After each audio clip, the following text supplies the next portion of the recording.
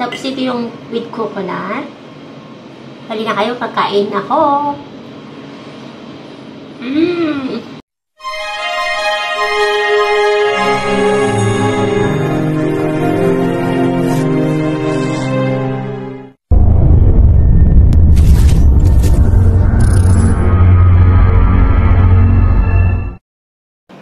Meron akong ginawa dito na ganito. Ito yung glutinous rice. Tapos, ginanyan ko lang siya. Inilagay ko sa fridge. Pwede pala kahit na gamitin mo ng ilang araw. Kung kailan mo gusto iayos. Pwedeng, gagawin mo in advance yung ganito niya. Tapos, gawin mo kinabukasan or kahit 3 araw, okay lang siya. So, meron din akong ganito. Ito yung niyog na nilagyan ng ng brown sugar or yung parang gula malaka. Ganun. Yung Ilocano niya is tagapulot. And then, meron ako ditong sesame seed. Yung white sesame yung ginamit ko. Pero mas masarap yung black sesame seed kung meron kayo. Grind ko lang siya, tapos nilagyan ng asukal. Yan. Tapos, gagamitin ko rin dito. And then, meron akong ground cinnamon with sugar din siya. So, subukan natin laga. So, meron ako dito kumukulong tubig na. Pag makulo na yung tubig niya, pahinaan nyo ng konti. Tapos, tsaka nyo ilagay itong glutinous rice na ginawa nyo. So, ilalagay natin yan.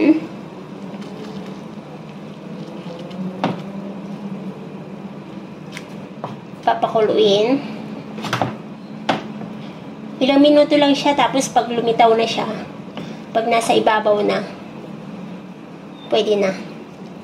Lutuin lang ng mga 1 minuto siguro pag nasa ibabaw na siya. Tapos, okay na. Pwede mo na siyang lagyan ng mga doon sa pinakita ko sa inyo. Aray ko, mainit pala.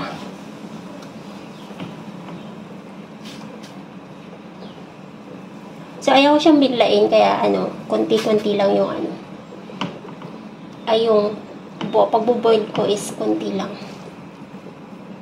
Ayan, lumutang na siya. Then, unti-unti nyo pa rin parang unti-unti nyo pa rin siyang lutuin hanggang 1 minuto siguro para mas okay. Kaya, ang tawag nila dito ay palitaw kaya kasi hinihintay mo siyang lilitaw. Tapos, dito iti awag mi di jay kwa idagiti Ilocano ko unday-unday. Yan, pagluto na yan, pwede mo na siyang alisin. Ilalagay mo na siya doon sa plato. Separate siya. Para i-coat natin mamaya doon sa mga pinakita ko sa inyo. So, yung iba, nilalagyan nila ng tubig. Pero ako, mas prefer ko yung hindi lagyan ng tubig. Hintayin ko na lang muna lumamig ng konti.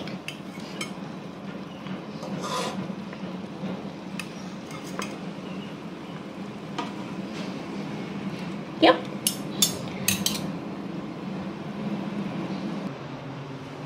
So, ayan, nailagay ko na lahat. Ito na po siya. Medyo malamig, medyo mainit pa. So, palamigin ng konti. Pag lumamig ng konti, uunahin ko yung sesame seed because ito ang paborito ko. So, gawin natin. Ang ginagawa ko is kumukuha ko ng ganyan. Tapos, i-coat lang siya. Alam ko maraming nakakaalam nito, pero for today's video lang, yan, coat ko. Tapos, ilagay ito on. Isa pa. Tapos, ilagay ulit doon. Yan. Tapos, isusunod ko ito. Dapat ito sana mas pino ng konti. Kaso, yan lang yung meron ako. Kaya, lagyan siya ng... Ito medyo matamis, kaya konti lang ilalagay ko. Pero, depende na yan sa inyo kung gusto nyo lagyan ng marami. So, kung konti lang ilagay ko, kasi medyo matamis. At saka, hindi ako mahilig sa masyadong matamis. So, ganyan lang.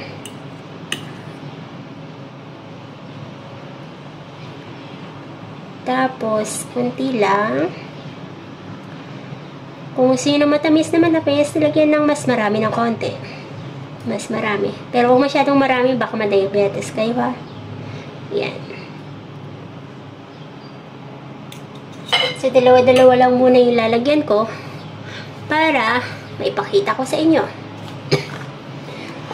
Inuubo ako. So, ayan.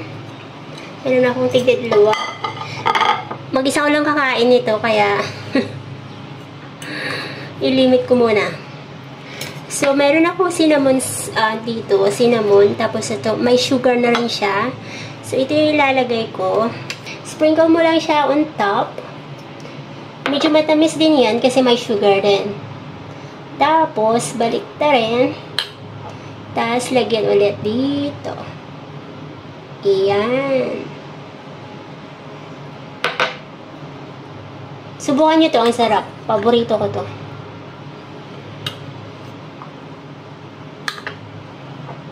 Tapos, lagyan ulit. Balik na rin. Then, sprinkle.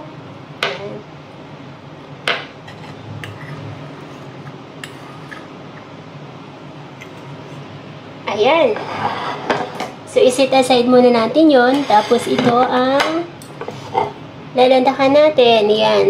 So, ito yung cinnamon powder with sugar. Sesame seed, the white sesame seed with sugar also. And then, ito yung coconut na haniluan ng brown sugar or whatever. That gula malak. Ayan, medyo nabitin yung taste natin. So, ito, halina kayo, kakain na. Tikman ko ulit ito. Try, pakita ko kanina yung, yung cinnamon with sugar. Tapos, ito yung with coconut. Halina kayo, kakain ako. So, continue yung pagkain ko ulit. Tikman natin naman yung sesame seed. Sesame.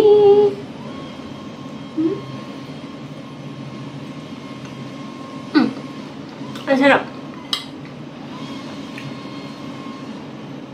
Pulas muna tayo. Masarap siya. Ito yung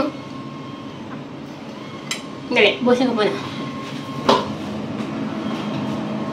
Ito yung isa sa mga paborito ko, yung glutinous rice, tapos lalagyan mo siya ng sesame seed with sugar.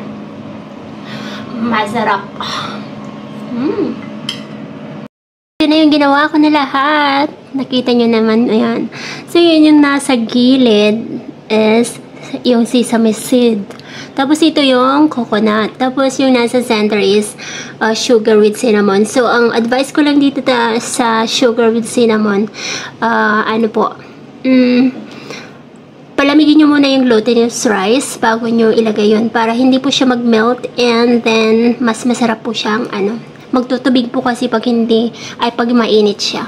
So, that's all. Thank you very much for watching. Bye-bye. See you!